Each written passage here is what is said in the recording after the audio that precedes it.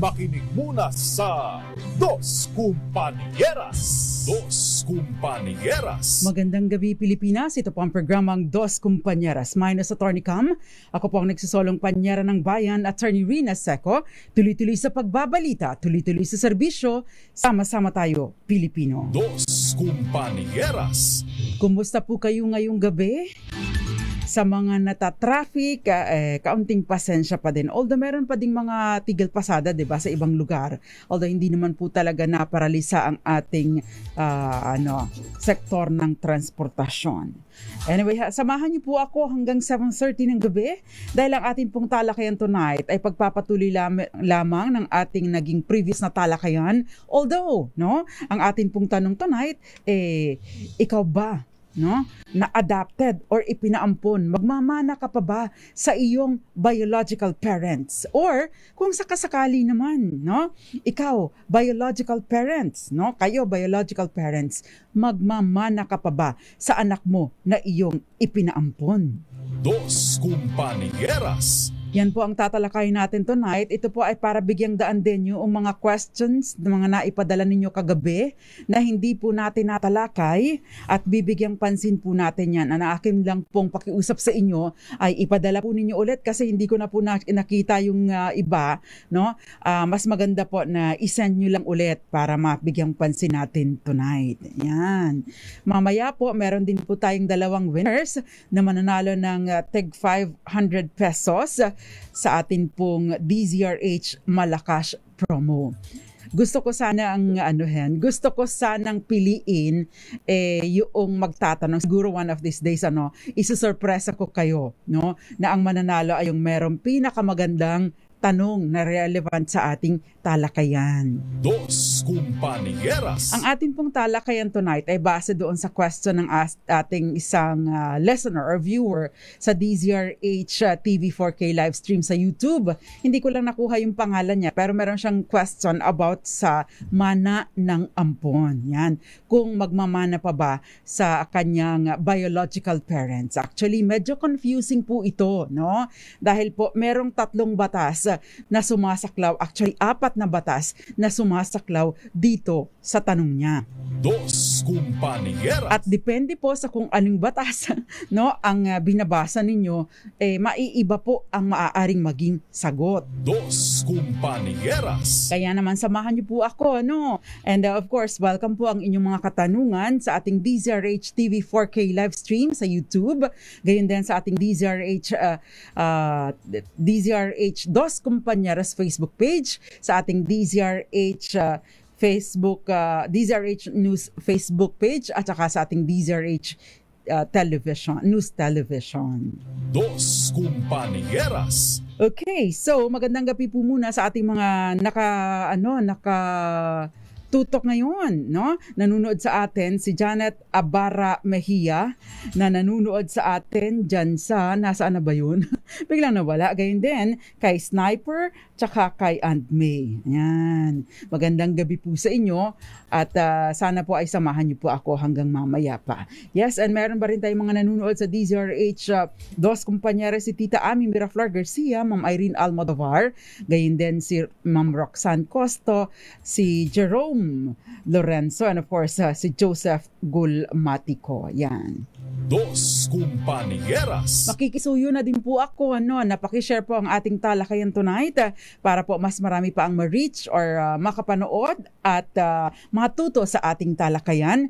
And syempre yan po ay magiging batayan din, kapag kayo ay sasali sa ating DZRH Malakas promo. Dahil requirement po natin na kayo ay nakashare ng ating discussion tonight, ng ating live tonight. At the same time, naka-follow po kayo or naka-like po kayo sa DZRH Dos Kumpanieras Facebook page. Ayan. At syempre, sasagot po kayo sa ating Malakas promo question sa pamamagitan ng pagpapadala ng inyong sagot via private message sa ating DZRH Dos Kumpanieras na messenger. Dos Kumpanieras. Yung mga nanonood po dyan sa Iloilo City, ano ba sabi sa Ilonggo yung magandang gabi? Sorry kinakapos na ako ngayon. Maayong gabi sa tanang mga Bisaya. At naimbag arabi, kada kayo amin sa tanang mga, ano ba yan, nagmimix na. Sa lahat, no, yun na lang. Sa lahat ng mga nandyan sa norte. Dos Compañeras. At syempre, buenas noches sa mga taga-Zamboanga. Yan, magandang gabi po sa inyong lahat. Ng mga nandito sa Luzon, good evening. Sa iba't ibang bahagi ng bansa, ay mundo, good evening, good afternoon, good morning, good afternoon, good evening, and good night. Ayan. Dos Compañeras. Si Ate Olga Marie Mabunga ay nanunood sa atin dyan sa Buenavista, Marinduque. So ang tanong, may mana pa ba, no? Ang ipinaampon mula sa kanyang maari na pong payagan yung pag-aampon ng isang bata, no, na hindi na kailangan pang dumaan sa korte. Ito po ay sa pamamagitan lamang ng pagsasampa ng petisyon, no, doon sa DSWD, at meron pong specific na ahensya na tutukoy or departamento na nasa ilalim ng DSWD na tututok para sa administrative adoption. Dos Compañeras. And of course, as we all know, kapag ka po nagkaroon ng pag-aampon, no, yung parental authority o kapangyarihan doon at mga obligasyon, responsibilidad, no, at parental authority ay nalilipan na doon sa nag-aampon. Anong ibig sabihin nun? Siya na ang tumatayong magulang for all intents and purposes, no? Although, sa ilalim po kasi ng Family Code na naisabatas noong August 3, 1988, no, ang sinasabi po ng batas, kapag pagdating sa issue ng manahan, nananatili pa rin na tagapagmana ng biological parent, no, ng totoong magulang, yung bata na ipinaampon na niya sa iba. In the same way, maari pa ring magmana, no, ang biological parents, no, kapag namatay o naunang namatay ang kanyang batang ipinaampon. Dos Compañeras. Yan po ang nakasaad doon sa 1988 na Family Code. Although, sa pagsasabatas po nitong Domestic Adoption Act, wala na pong mention na ganon. Ang sinasabi po ng batas na maaaring magmana ang isang magulang ng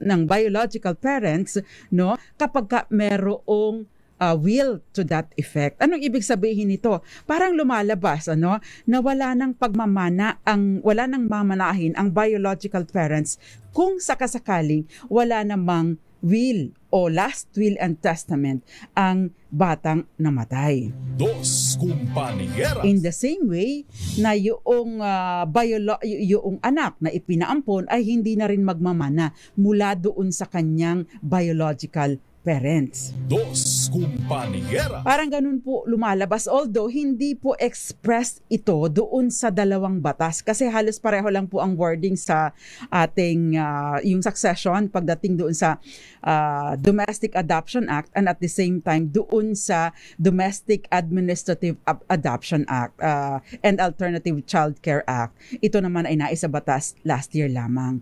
Yung Domestic Adoption Act 1998 po, no? Ito ay 10 years na naisabatas 10 years after mag-take effect naman or maging batas ang Family Code. Dos Compañeras.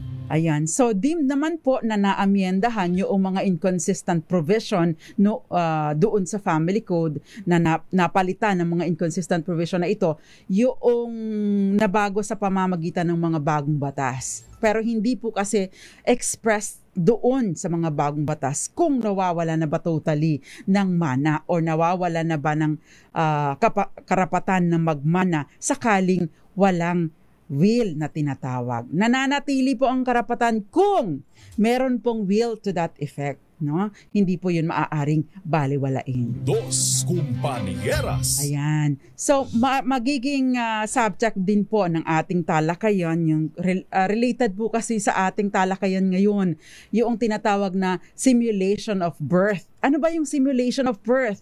Yun pong simulation of birth, yung nakagawian nating parang sinisimplify natin yung proseso ng adoption, no? Paanong paraan? Ang ginagawa po kasi ay hindi naman dumadaan sa korte o hindi dumadaan sa DSWD. Ang nangyayari, inaaruga, binibigay, no? Ipinamimigay sa iba, pagkatapos ipinarirehistro nung pinagbigyan doon sa kanyang pangalan. Either bagong rehistro, unang rehistro, o kaya naman ay gagawa na lang ng, kumbaga, ay magkakaroon ng double registration, no? Yan po ay illegal. Yan po ay krimen na sa ilalim po ng Revised Penal Code. Dos Compañeras. In fact, sa ilalim po ng ating batas as amended, itong Revised Penal Code as amended, meron po itong parusa na pagkakulong na presyon mayor. Ano ba ang katumbas nito? Ang katumbas po ng presyon mayor ay pagkakulong ng mula 6 na taon at 1 araw hanggang 12 taon, no? But of course, hindi lang po doon nagtatapos yun. Meron din pong multa na aabot ng 200,000 pesos. Dos Compañeras. Pero ito naman po ang kagandahan nitong batas ng noong 2019 po kasi, yung Simulated Birth Rectification Act. No? Ano ito? Ito po yung batas na nagsasabi na, o sige, pagbibigyan namin kayo yung mga nandaya dyan na pinalabas na yung bata na inaaruga nila ay pinalabas na kanilang anak. Samantalang anak naman ito ng iba, hindi ito dumaan sa proseso. Bibigyan namin kayo ng pagkakataon, no, na matanggal ang inyong criminal at civil liability. Sa paanong paraan? Ampunin na ninyo, merong proseso, no? Kaya lang, binibigyan lang po kayo ng 10 taon mula doon sa pagkaka-enact or pagsasabatas noong Simulated Birth Rectification Act. Dos Compañeras. So since March 2019 po ito naging batas, then it follows, 10 taon, it follows na hanggang 2029 po ang inyong palugit, no? Para maitama po ninyo ang inyong simulation ng birth record ng batang inaruga ninyo. Dos Compañeras. By the way po, para doon sa may mga illegitimate o non-marital children, no? Kasi po ang nangyayari kapag ka illegitimate or non-marital, hindi po pantay ang mana, no, ng mga non-marital or mga illegitimate o mga anak sa labas, anak sa pagkadalaga, anak sa pagkabinata, no? Yung naging anak ng hindi kasalang magulang, mas kakaunti, no, ang share nila sa mana pagkumpara doon sa mga legitimate or yung mga anak pinanganak habang kasal ang mga magulang. Kaya nga po, isa sa mga remedyong ito para matiyak na kapag nawala kayong will or last will and testament, ay magiging pantay ang hatian ng inyong mga anak, no? Dahil pareho lang naman ninyong mga anak ito, maari pong maging remedyo itong Administrative Adoption Act of 2022. Dos Compañeras. Ay, attorney, anong ibig sabihin nito? Ampunin ko anak ko? Yes. Pwede po ninyong ampunin ang anak ninyo. Bakit? No? Anak mo na yun eh. Hindi. For purposes po na magkaroon siya ng legitimate status. Take note, kapag ang isang bata ay adopted, no, yung legal na proseso ng adoption, na-elevate po ang kanyang status to that of a legitimate child. Anong ibig sabihin nito? Katumbas lang siya ng anak mo na ng yung marital child o yung anak na kasal ang parehong magulang, no? So ibig pong sabihin mas magiging pantay ang kanyang karapatan. Kaya nga po may pagkakataon na merong legitimate child, merong adopted child, merong illegitimate child.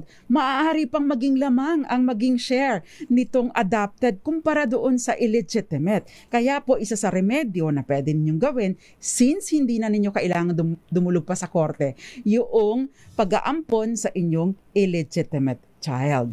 Dos Compañeras. Ayan, so naimbag arabi, kada kayo aman Ma'am Grace Recta, Emma Manto Nipay, ganyan din JC Son Fernandez, si Mark John, at of course si Locring de la Cruz, Renz Revilla, Meldita Lim, ganyan din si Tita Mimi Arilio, ay namiss kita Tita Mimi, si Lynn Soleta Valdepeña, ganyan din si Jocelyn Villamor at Boboy Puertos. Yung mga iba pa, babatiin po natin. Sniper!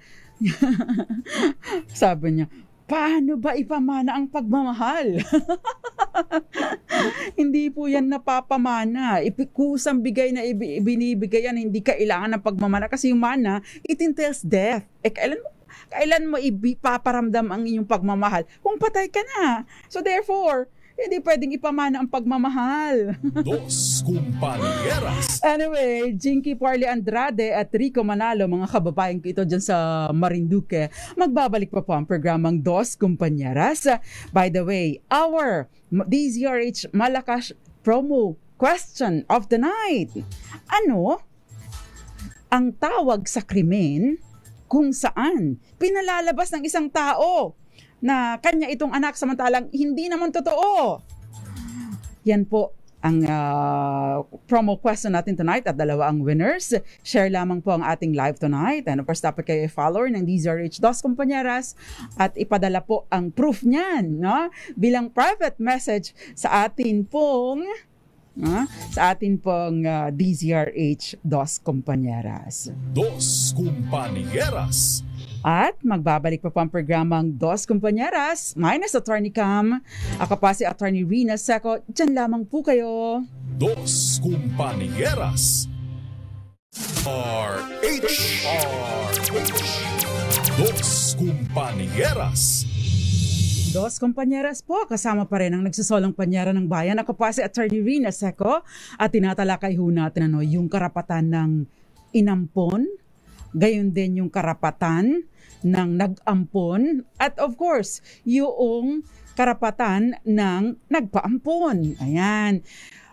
Ang sinasabi po ng batas, pagdating doon naman sa, kasi binanggit na natin yung karapatan ng nag-ampon karapatan ng inampon sa mana. Nagmamana po siya mula doon sa nag-ampon sa kanya, no? Yun naman pong nagpaampon, maari siyang magmana doon sa, at least doon sa mga bagong batas, kapag meron pong will or last will and testament na naghahabilin talaga sa kanya ng pamana. Pero sa ilalim po ng family code, no, yung luma, no, may karapatan pa rin siya, with will or without. I don't know kung paano ito re-resolve ng Supreme Court kung sakasakaling may maitaas na kaso patungkol dito. Dos Compañeras. Of course, yun pong nag-ampon o yung adopting parents ay nagkakaroon po sila ng reciprocal rights ng kanyang inampon. Ibig pong sabihin, kapwa po sila tagapagmana ng isa't isa. That is assuming, of course, na sila yung nagfo-fall na compulsory heir. Kapag ka po kasi yung nag-ampon ay namatay, automatic nagiging tagapagmana niya itong kanyang inampon, kasama katumbas ng kanyang mga legitimate children. Kapag ka naman namatay itong bata na kanyang inampon later at meron siyang pamilya, syempre, yung legitimate na anak niya, tsaka yung asawa niya, yun ang kanyang tagapagmana. But, kung illegitimate ang anak niya, na iwan ay illegitimate, at saka yung kanyang asawa, posible pa rin pong magmana yung nag-ampon sa kanya. Dos Compañeras. Yan. So para nag-a-apply po yung usual na karapatan ng isang legitimate child kapag ka siya ay namatay, at saka yung manner ng succession sa ganitong sitwasyon. Dos Compañeras. So marhay na banggi sa tanan, sa lahat, namimix ko yung Bisaya, sa lahat ng mga nandyan sa Bicolandia. Magandang gabi po sa inyo, marhay na banggi. And may question dito, si Mark Chan. Good evening po, attorney. Paano po kung yung parent na nag-adapt? Posible po ba na yung na-adapt niyang bata ay mabigyan din niya ng mana? Thanks po, yan po kasi ang situation ko ngayon. Isa po akong adopted ng uncle ko. Of course, may karapatan ka basta basta yun pong inyong pag-aanpon sa inyo ay dumaan sa tamang proseso. Ayan. So ito namang question, ito may question dito Gusto kong si Miss Roxanne Costo, kung i-adapt ang illegitimate children ng parent, idadaan pa po ba sa korte? Dos Compañeras. Ngayon po, pinasimple na po ang adoption, no? Pagka domestic. Anong ibig sabihin nito? Pagka yung dito lang sa Pilipinas, iba pong usapin kapag foreigner ang mag-a-adapt.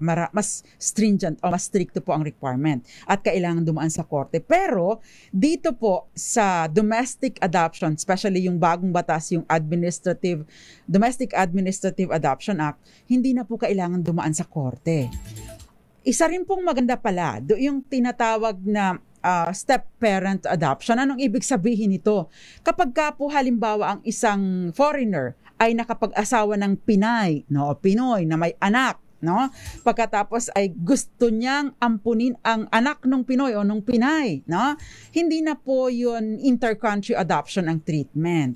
Yung step-parent adoption, pinapayagan na po 'yun at hindi na rin kailangan na resident ng Pilipinas for at least 5 or 6 years yung foreigner para maampun niya ang anak ng kanyang asawa. Dos Compañeras. That is the beauty of this new law. Yan. Anyway, ipagpatuloy po natin ang ating talakayan or mga questions na pala, no? Sa unang question, paano po ba malalaman kung ampon, hindi po ba confidential ang adoption proceedings? Dos Compañeras. Totoo po yun. Ito ay mula kay Jolly Solis. Paano daw malalaman kung ampon? Actually, yung pong adoption proceedings ay bali ano po ito, confidential, no? Ipinagbabawal po ang publicize nito. But of course, no, yun pong mga children na para ma-declare na legally available for adoption ay ito, pinoprocess din po yung kanilang mga information, like hinahanap po muna yung mga totoong magulang. Pero yun pong mismong proseso ng pag-a-adapt ay tinitreat po yun ng confidential. But yun pong adopting parent ay minamanduhan po ng bagong batas, yung Administrative Adoption Act, na bago mag-13 anyos ang batang inampon, ay dapat maipaalam sa kanila na sila ay ampon, no? That way, natatanggal po yung stigma, no? No, oy, ampon ka lang, di ba? Masama sa loob ng bata yon at nagki-create siya ng hindi magandang pakiramdam na parang ano ba talaga yung totoo kong identity. Kaya sa ilalim po ng bagong batas, sinasabi po ng batas na dapat maipaalam ninyo sa bata na siya ay ampon. Ayan, bago siya mag-13 anyos. Dos Compañeras. Pero take note mga marites at mga tolits, no? Hindi ninyo pwedeng pagpiyastahan ito dahil yung mga labeling, branding, o kaya naman ay anong tawag doon? Yung mga negative na mga statements tungkol sa mga ampon dahil lang sa ampon siya. Ito po ay kasong kriminal, ha. Maari po kayong mapagmulta ng mula 10,000 hanggang 20,000 pesos kung gagawin po ninyo ito na pagpipiestahan, ito tolits, imamarites ninyo ang pag-aampon sa isang bata. Dos Compañeras. Ayan. Sino sumasagot ng yes? Sa pagtawag ko ng tolits? Pwede po bang i-adapt ng lola ang apo na illegitimate? Yes, pwede. Meron po tayong tinatawag na legitimate adoption. Yung legitimate adoption, no, ano po siya, tawag doon, hanggang 4th degree of consanguinity. Anong ibig sabihin niya to? Hanggang sa first cousin. So, pwede po yan. In fact, no, mas mabilis po ang proseso kapag relative po ang mag-aampon or aamponin. Yan. Thank you very much. Pwede ko po bang ireklamo ang tatay ko na hindi ako tinatanggap bilang anak? Paanong paraan? Kung ikaw ay child, inaabuso ng tatay mo verbally o kung ano man, may mga provision tayo tungkol sa child abuse. O kaya naman ay pinahihirapan ka later on, no? Pwede mo siyang tanggalan ng mana. Pwede mo siyang sabihin na hindi kita pamamanahan. I-disinherit mo siya. Okay. Si Ricky Palma, wala namang pagmamahal na ipinamamana mo. Totoo, hindi yan pinapamana. Pinamimigay yan ng libre. At hindi mo kailangan mamatay para mamigay ng pagmamahal. No? In fact, paano mo papararamdam yan? Ayan, ngayon ulit ako nakapanood ng live. Madalas sa radio ako nakikinig. Maraming salamat po, Ma'am Lucia Lobos Sherbo Bravo. Magandang gabi po sa inyo. Okay, si Jocelyn Pacomeyos, magandang gabi din po sa inyo. And Aldas Villamatar, good evening po sa inyo. Erlinda Gonzales, at yan. Yan, so ito, sasagot tayo. Attorney, illegitimate child po ako. Ang mama ko naman ay may ampon. Legal po yung adoption niya. May nagsabi sa akin, pag nagmanahan lamang ang ampon kesa sa akin. Tama po ba yun? Pakilinaw nga po. Dos Compañeras. Posible pong mangyari yun kapag ka po walang will na iiwan ang inyong nanay. Alam nyo kung bakit? Dahil po kayo ay illegitimate. So, ang share po ng isang illegitimate child ay 50% or katumbas ng 50% ng share ng legitimate child. Anong ibig sabihin nito? Kung ako ay isang legitimate child at kung si Boy Kulot ay ampon, no? Pagkatapos si Aliyah ay siya ay illegitimate. Ako, ano yun? Isang legitimate, isang illegitimate at isang ampon.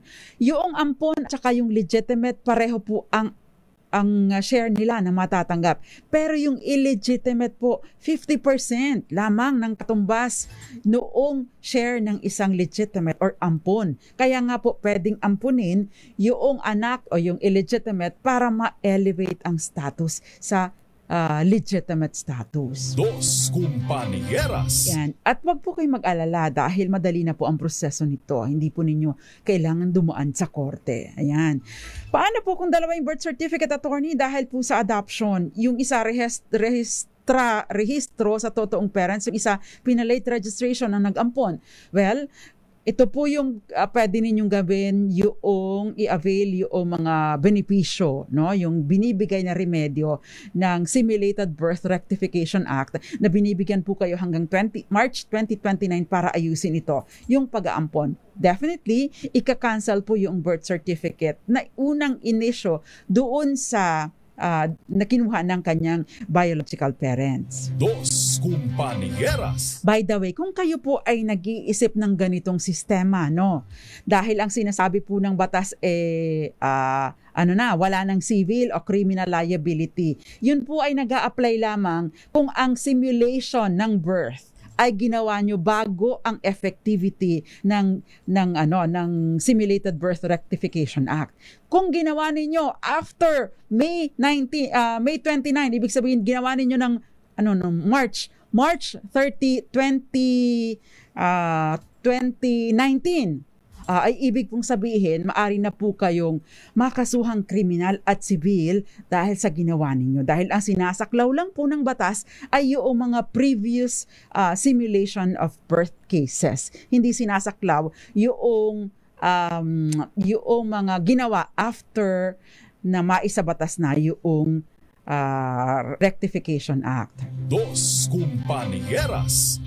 Okay, so yun take note po yung mga marites dyan at saka nagsisimulate ng birth, no? Idaan po sa proseso dahil madali na po ngayon. Mas madali-dali na, lalo na kung anak naman ninyo or kamag-anak naman ninyo. Okay, meron pong question dito, sabi niya, need po ba ang magpirma ang tatay ng bata kung papaampon ng nanay? Hindi po sila kasal, wala din pong paramdam ang tatay at hindi po nagsusustento. Dos Compañeras. Requirement po ng batas. In fact, kung hindi na po ninyo nakokontakt, kailangan po ng earnest effort. Anong ibig sabihin nito? Magpapapublish kayo sa newspaper, magpapanawagan kayo sa radyo, papa-announce ninyo sa TV, gamitin ninyo ang, pwede nyo gamitin ang social media, magpapakalat kayo ng kalatas na ito, hinahanap ko ito dahil ipapaampon ko rin batang ito. Ayan. Para ma-declare na legally available for adoption din. Or, halimbawa naman, para matiyak na magiging later on ay wala na pong magiging habol yung missing parent, no? So kailangan po ninyong kunin pa rin ang consent ng tatay.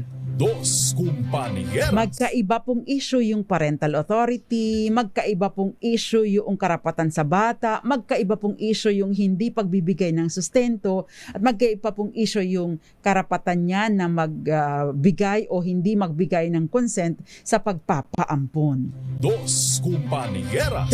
Treat those things separately or independently. Now, paano naman po kung halimbawa nag-ampon ako, meron akong asawa, meron akong anak, pero ako lang, hindi ko pinaalam sa aking mga anak o hindi ko ipinaalam sa aking asawa o hindi ko kinuha ang kanilang pahintulot na nag-ampon ako ng ibang tao. Actually, meron pong kaso, yung Rosario Mata Castro versus Jose Maria Jed. Marami po ito na involved. Ito po ay hindi nakuhanan ng consent or hindi ipinaalam, sinikreto sa asawa at sa mga anak. Ipinawalang bisa po ng korte. Bakit? Kasi po kailangan ng consent. Kailangan consent ng asawa at ng anak ng adopter o yung nag-aampon. Otherwise, hindi po valid ang adoption. Dos Compañeras. Ay, attorney, bakit po ba kailangan pa ng consent nila? Ako naman mag-aampon. Because sa ilalim po ng batas, matindi po ang mga legal implication nito. Apektado ang alin? Yung pagmamana, yung mamanahin ng mga legitimate or illegitimate children. 'Di ba? Kasi makikiparte pa yung adopted doon sa mamanahin. Dos Compañeras. Yan. Kaya nga po, importante yung consent. Ito, question po ni Mariel. Kung ako po ay ampon tapos wala pong ibang anak ang mga nag-ampon sa akin na parehong patay na. Tapos, mawala po ang parents ng adoptive father ko, pwede po bang saluhin yung mana niya?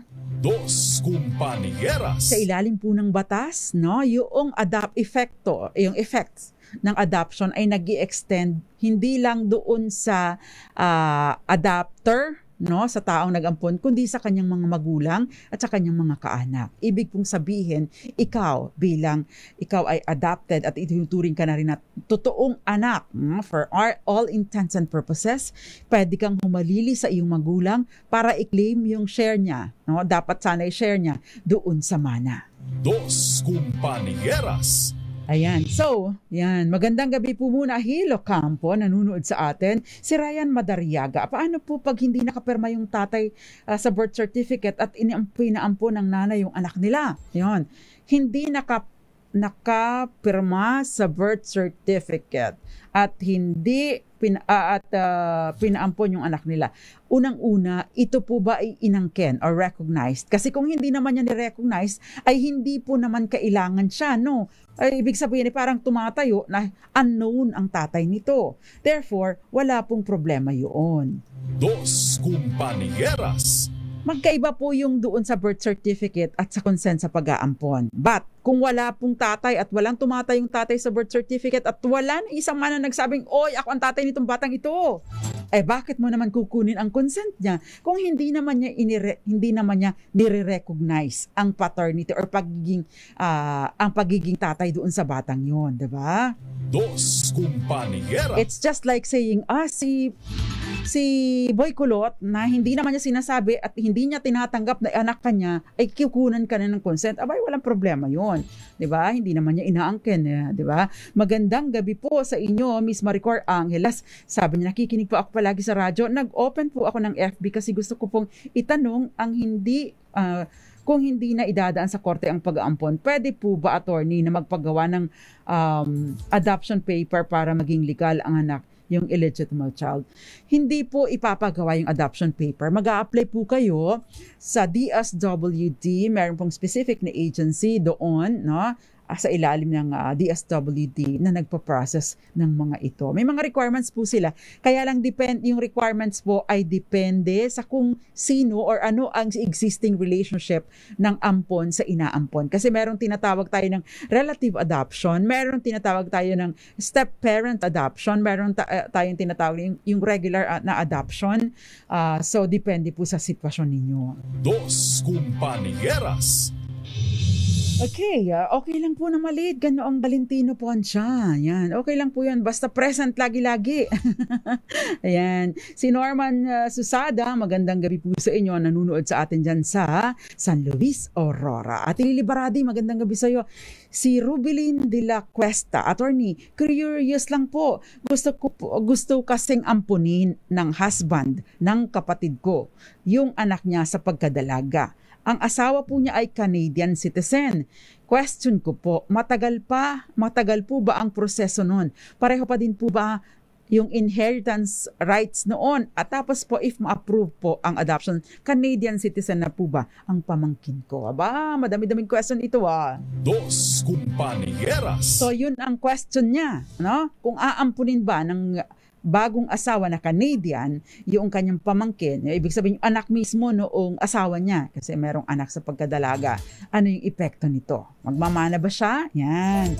So yan po ang sasagutin natin maya-maya lang. Sniper, magandang gabi sa'yo. Ang question po natin sa ating DZRH Malakas promo for tonight. Paki-flash nga. Anong krimen ang pagpaparehistro ng maling record o yung birth certificate para palabasing siya ay anak ng hindi naman niya tunay na magulang? Yan po ang ating sasagutin at ipadala lang po ang inyong sagot sa ating bilang private message sa ating DZRH Dos Compañeras. Yan. Dos Compañeras. At magbabalik pa po ang programang Dos Compañeras. Ilan po muna ang mga paalala. Nagsusolo pa rin pong Panyera ng Bayan, Attorney Rina Seco. Dos Compañeras. Compañeras. Dos Compañeras po, kasama pa rin ang nagsasolang Panyera ng Bayan Attorney Rina Seco sa mga nag-aabang. Ano ba yung ating DZRH Malakas promo question? Ano ang tawag? Or ano ang krimen sa pagpaparehistro ng maling birth record, birth certificate ng bata para palabasing siya ay anak ng hindi naman niya tunay na magulang? Dos Compañeras. Ang dami sumasagot ng mali-mali. Alam niyo po kung bakit ko yan tinanong? Para po matandaan din ninyo at para you won't be committing that crime, no? Kasi naging common na sa atin kagawian. Ito pa yung common sa probinsya. Hindi lang sa probinsya, kahit dito sa Maynila, yung pag-aampon na tipong pag-aaruga lang, sa Bisaya pa yung sinagop, no? Aarugain ang anak ng iba pagkatapos ipapa-late registration sa kanilang pangalan. O kaya naman, hindi mabuntis-buntis. Gusto nang magkaanak, no? Mag-asawa, hindi mabuntis-buntis. Ang tawag sa amin doon, kinakate. Anong tawag? Parang ini-invite. Tama ba ako? Yun, kinakate. Yung anong ibig sabihin nun? Na para daw ma-attract, no? Nag-a-attract ng swerte ng pagbubuntis. So, mag-aampon ng bata, ampon na hindi dumaan sa proseso. Anong gagawin? Sa probinsya, kunyari, dito irirehistro sa Maynila, palalabasin na dito ipinanganak sa komadrona, na dito yon na nandito. Pagkatapos iuwi sa probinsya, hindi man lang nagbuntes, no? Ano ba yung depression noon? Syempre, isa po yung krimen. Tinatawag na simulation of birth or simulated birth. Dos Compañeras. Ayun. So, ito po, pwede pa kayong sumagot. We will answer some more questions kasi ang dami po ninyong mga questions. Okay, paano daw magiging legal yung pag-aampon? May birth certificate po ako. Ito napansin ko, nabasa ko na ito. Birth certificate ng foster parents carrying their name since baby pa siya. Nakakuha naman po ako ng PSA record under the name nila. Sino po? So, ano po ako, legally adopted or simulated? Depende po. Kailangan po ninyong tanungin ang inyong mga magulang, no? Kung bakit ganoon, no? You have until March 30, 29 or 28, 29, no, para ayusin ang record ninyo. Dos Compañeras. Okay, may question dito si John Paul. Attorney, sa case ko po kasi, ang nakalagay sa birth certificate ko, sila po ang magulang ko. Simulated po. Ngayon, namatay po ang nanay na nag-ampun sa akin. Nag-asawa naman po, panibago ang tatay ko, hindi po sila kasal. Pero nagkaanak po sila. Ngayon po ay itsapwera na ako kasi hindi naman po ako totoong anak. May lupa po sila ng nanay at tatay ko na conjugal. Paano po ba ang stand ko doon? Nasulsulan po kasi si tatay ng bago niyang kinakasama na wag ako bigyan kasi alam din po niya na hindi ako totoong anak. Dos Compañeras. Yun po bang tatay ninyo ay pumirma ay yung kunyaring ampon, no? Yung nag-aruga sa inyo ay pumirma din po doon sa birth certificate. Sinasabi niya, anak ko nga itong si John Paul, no? Pumirma po ba ito sa birth certificate? Kasi maari pong mag-operate dito yung tinatawag na estoppel. Ano ba yung estoppel? No? Ito po ay isang legal na prinsipyo na kapag ka idineklara mo na, ay hindi mo na pwedeng bawiin. Hindi mo pwedeng kontrahin yung sarili mong statement na sabihin mo, ay ano ko yan? Ay, hindi ko pa yan anak. Diba? Yung tipong pumirma ka na nga sa birth certificate. Take note, ang birth certificate ay isang public at legal na dokumento. Pumirma ka doon, dinideklara niya doon na anak ka niya. Pagkatapos biglang sasabihin niya, ay hindi ko pala ito anak, nagbago na ang isip ko. Hindi po ganoon. So maari po kayong, maari po on that basis, maari po kayong may laban dito, no? Hindi po niya maaring questionin ito dahil unang-una, pumirma naman siya. Pero makabubuti po na kayo ay magsampa ng kaso, no? O kaya ay magkonsulta po kayong personal sa abogado. Dos Compañeras. Ayan, meron pang question dito. Si Trina, thanks po for this topic. Helpful po sa akin. Pero ask ko pa din po, how about po kung iisang lang ang anak, nagkataon siya yung ampon pero hindi dumaan sa legal na proseso. Tapos may last will po ng testament yung tatay na nag-ampon. May habol po ba yung mga kapatid ng mag-asawang nag-ampon sa mga naiwan na ibinigay lahat sa ampon kasi hindi naman daw po dumaan sa legal na proseso? Dos Compañeras. Take note po, kung wala ng compulsory heir, no? Ang isang tao, whether may ampun yan man o wala, kung wala na pong compulsory heir, no? Meron pong full freedom or kalayaan ang isang tao na ipamigay kahit kanino niya gusto ang kanyang ari-arian. So halimbawa ako, single ako, no? Wala naman ako ng mga magulang dahil wala na si Tatay Puli at si Nanay Flory. Kung nanaisin ko na ibigay kay Boy Kulot ang kung anumang naipundar ko, yung aking lupa sa kuko, ay pwede pong mangyari yun. At walang mahahabol dito ang kapatid ko o pamangkin ko, no? Of course, example lang po yun, no? Dahil wala naman din talaga akong ipapamana, no? Kapag ka po single, at wala na ang magulang, walang anak at wala ring magulang ang isang tao, pwede po niyang ipamigay kahit kanino, kahit sa hindi niya kapatid, kahit hindi niya kadugo ang kanyang mga ari-arian. Wala pong habol ang mga kapatid ng inyong magulang o ng sino mang tao dahil hindi naman sila compulsory heir. Nagmamana lang po ang mga kapatid kapag ka po walang will at wala na pong ibang naiiwan na maaring tumanggap ng mana. Dos Compañeras. By the way, nakalimutan ko yung nakalimutan ko yung question tungkol dun sa kanyang pamangkin. Nasaan na nga ba yun? Yung kay Rubilin de la Cuesta. Curious lang po kasi gustong ampunin. Yung kapatid niya merong anak sa pagkadalaga. Ngayon, yung kapatid niya ngayon, nagkaroon ng asawang AFAM. No? Not AFAM, pero Canadian citizen. Gusto ngayong ampunin nitong Canadian citizen yung anak ng kanyang kapatid. So may mga tanong siya dito. Matagal ba ang proseso nun? Yun, unahin ko na ito. Mas mabilis na po dahil hindi na po ito magfo-fall doon sa intercountry adoption. Bakit? Sa ilalim po ng Domestic Administrative Adoption Act, no? Yun pong tinatawag na step-parent adoption ay pinapayagan na, no? Kailangan lang pong ma-establish, maipakita nitong lalaking nitong asawang nag-aampon, step-parent, na siya ay stepfather or stepmother ng kanyang inaampon. Siyempre, kailangan ma-establish na kasal siya doon sa ina or ama ng bata na kanyang inaampon. Dos Compañeras. Mabilis na po ito, hindi na po ito kailangan dumaan sa korte. Now, second, no?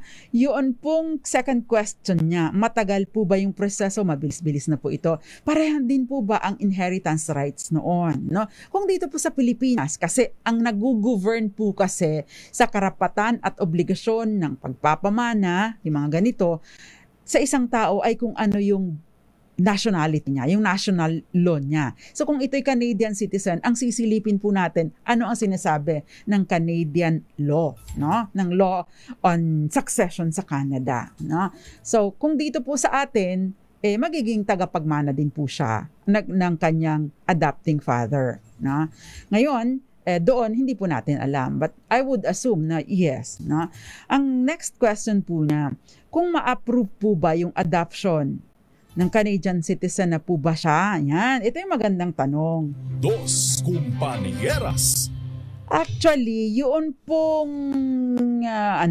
pong citizenship is a privilege, hindi po siya karapatan. So, yung adoption ay hindi po siya kinikilala or nire-recognize bilang way of acquiring ownership. You will have to go through, or the child will have to go through the process of naturalization. Ayan. Dos Compañeras. Ayun. So, yan na po yung ating talakayan. Marami pa palang mga questions, pero hindi ko na kayang sagutin lahat eh. Ayan. Maraming salamat po sa pagsama nyo, ha? And sana samahan nyo pa ulit kami bukas. Dahil malakasan ka kung makinig sa DZRH, malakas ka sa amin. Itodo nyo na ng malakasan ang panonood online sa DZRH News Facebook page at masasagot ng tama ang aming katanungan.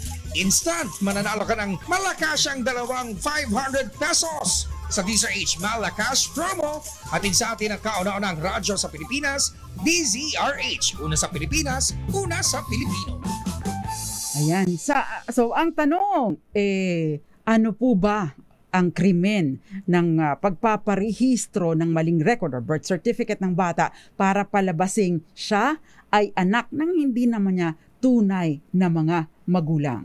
Dos Compañeras. Of course, ang sagot, simulation of birth or simulated birth. Ang unang winner po natin, si Maricel. Hindi ko nakuha yung surname mo, Maricel. Maricel San Andres yata ito. And the other one is Janice Paningbatan. Yan, pareho po sila ng sagot. And of course, antabayanan lang po ang manggagaling na message mula kay Attorney Cam. Siya po ang magpapadala ng inyong napanalunan tonight. Dos Compañeras. Sa mga hindi pa po nananalo, marami pa po ang chance ninyong manalo muli or manalo sa ating Malakas promo dahil matagal-tagal pa po ang ating itatakbo ng ating promo. Anyway, nakasama niyo po tonight sa ngalan po ni Melvin Donato, gayon din ni, sino pa yung kasama natin? Si Ray Taladro, and of course, lahat po ng mga nanonood sa atin, magandang good morning, good afternoon, good evening, and good night. Antabayanan pa ang susunod na programa. Kasama po sino ba yung next host natin? Ang si Cheska?